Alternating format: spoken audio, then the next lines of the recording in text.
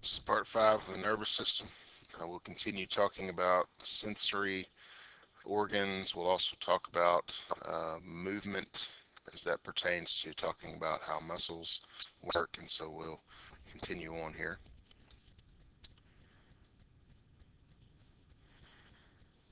One of the structures found in primitive animals to detect light are called ocelli, and these are very similar, or very simple structures found in cnidarians, some found in some clams, and some other things. And they basically can detect light and not light. They know where the light is, they know where darkness is, and so they can move towards the light, which is that's where the food's going to be. The jellyfish is not swimming towards you on purpose. These flatworms, they're called platyhelminthes or planaria. They have these tiny eye cups, and it's just a depressed area of photoreceptors, and it looks like when you look at them, they actually look like they have eyes, but they don't have eyes in the sense that you think they do. They just have these tiny little areas of very simple photoreceptors, and they can detect light, and even there's some suggestion that they can detect uh, the presence of a thing, like a shadow almost, seeing an image, not an image, but if your hand was over them, they could tell that something was coming or whatever. So some predatory defense.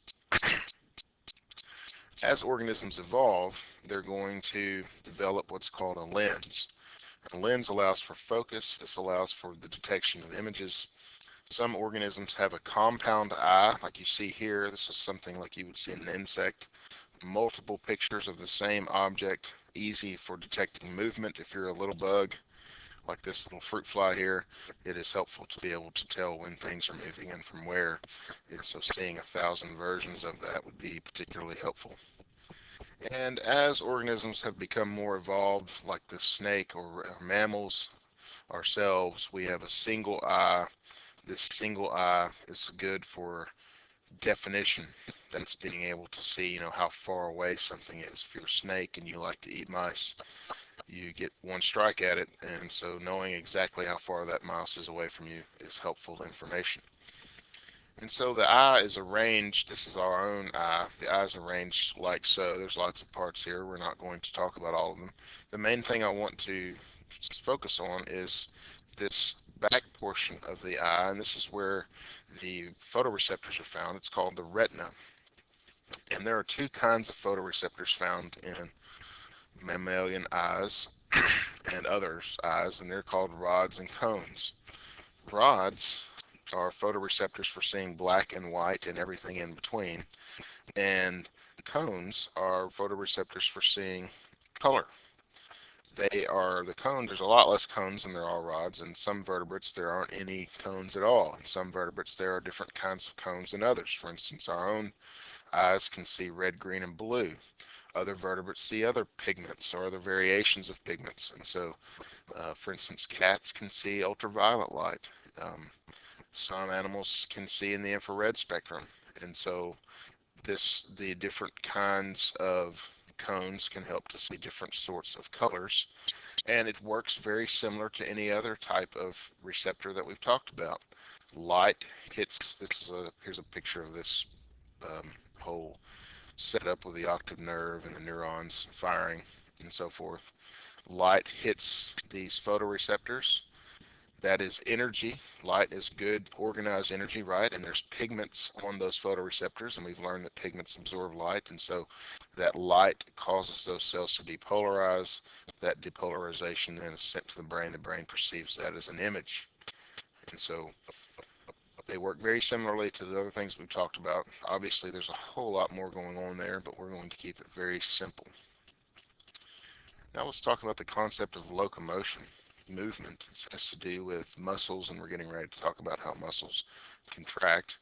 And so there's three different ways, essentially, that animals will move. One of those is through the land, like you see here, but swimming is one. Swimming actually requires an animal to break two different um, two different forms of energy, or two different resistances, gravity and friction.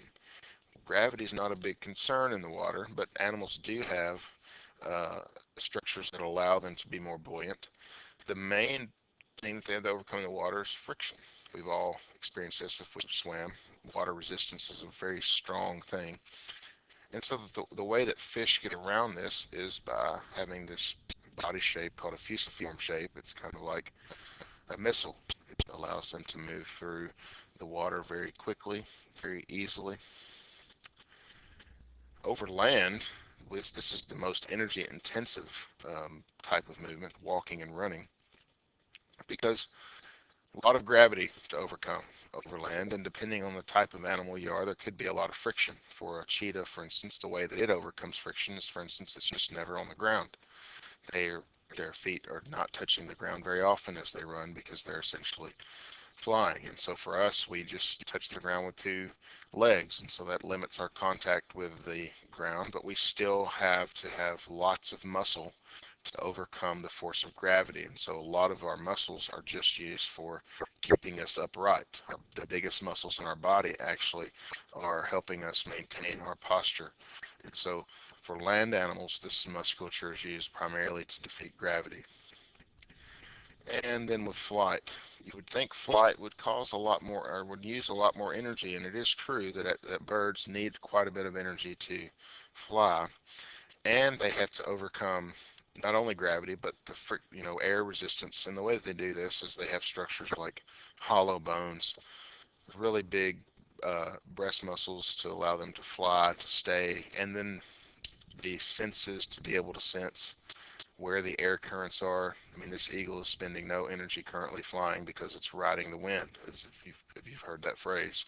It's literally sensing where the air currents are and being able to use those to its advantage.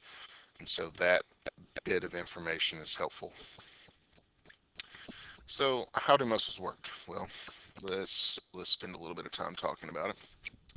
Here you have something that we've already talked about. You have an axon terminal, you have synaptic vesicles, you have neurotransmitter, you have an effector cell.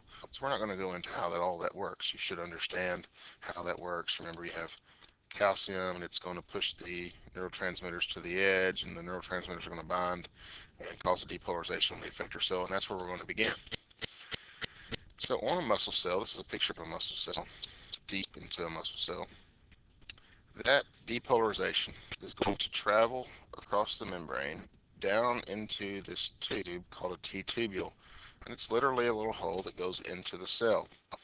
And that T-tubule is going to wind its way down to a specialized endoplasmic reticulum called the sarcoplasmic reticulum. Sarx means flesh in Greek, and so this is a helpful thing if you think about flesh and muscles. This is where it's found in muscles, and the goal of the sarcoplasmic reticulum is to store calcium. Well, when that action potential hits the sarcoplasmic reticulum, it is going to release that calcium into the cytosol, and it's going to head down here to these two filaments that are found in muscle cells called actin and myosin. Do better at spelling that. Actin and myosin. And these two structures are found in other cells, but actin and myosin are primarily used for muscle contraction. So let's talk about how they work. Here's an actin filament. Actin filament's made up of lots of fun parts. Here's the actin proteins, and notice these actin proteins have these little holes on them. Think of them as handholds. They're actually little holes for myosin. They're called the myosin binding sites. And notice right now they're covered up by this thread.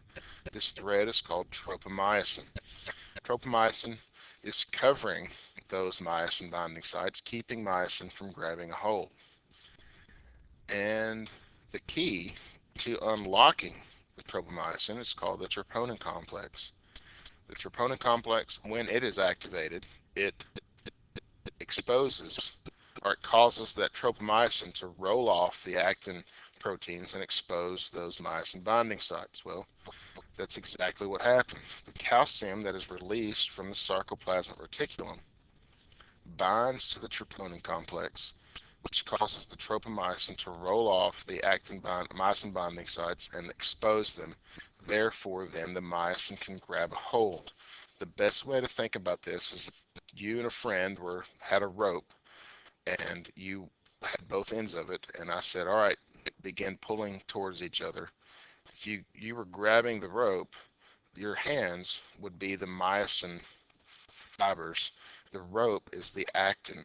And so what's happening as both of you are pulling yourself along the rope, you are getting closer to one another. And so that is very much how the muscle works. Here you have these myosin heads. They're going to reach out and grab a hold of those actin binding or myosin binding sites on the actin and pull.